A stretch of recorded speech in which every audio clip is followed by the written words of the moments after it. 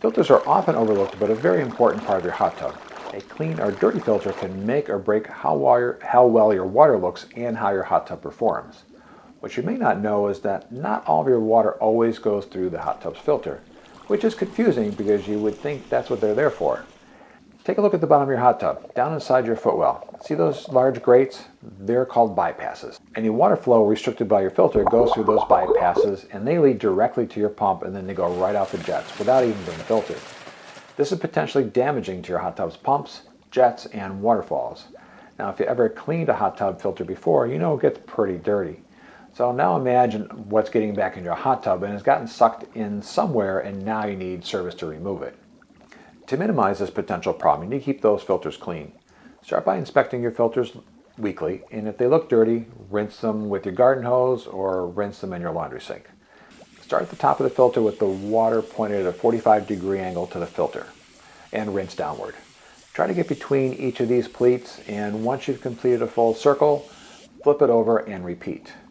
Now, if you inspect your filter and it's not dirty, keep checking your filters weekly until they do look dirty. Once you've done this a few times, you get to know how often you need to clean them based on your usage, and then you can set a regular cleaning routine. To make cleaning easier, there are some tools out there that can help speed up this process. You can check out my Swim and Soak store for the ones that I recommend.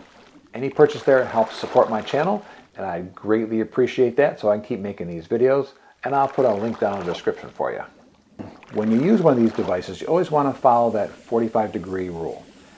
You never want to spray straight into the plates, as it will push dirt further into the fibers and make it harder to remove it.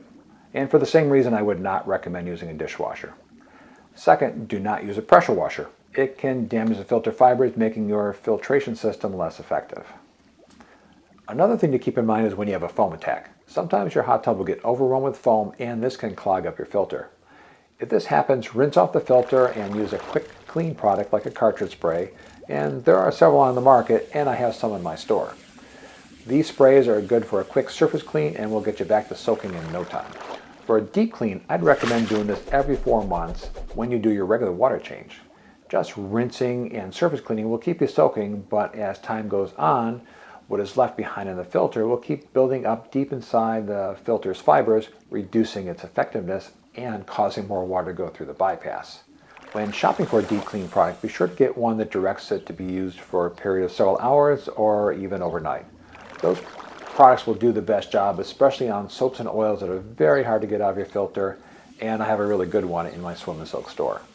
Now, as your filter gets older, keep an eye on the top and bottom rings for any cracks. As the plastic ages, it will start to break down and is a sign that you need a new filter. Another thing to watch for is the pleat ring that is used to separate all the pleats.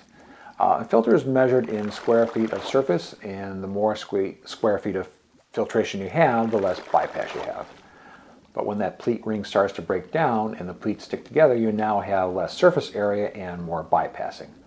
I would say that when more than 25% of the pleats are no longer connected to that pleat ring, it is time to replace the filter. The last thing to watch for are the fibers that make up the filter.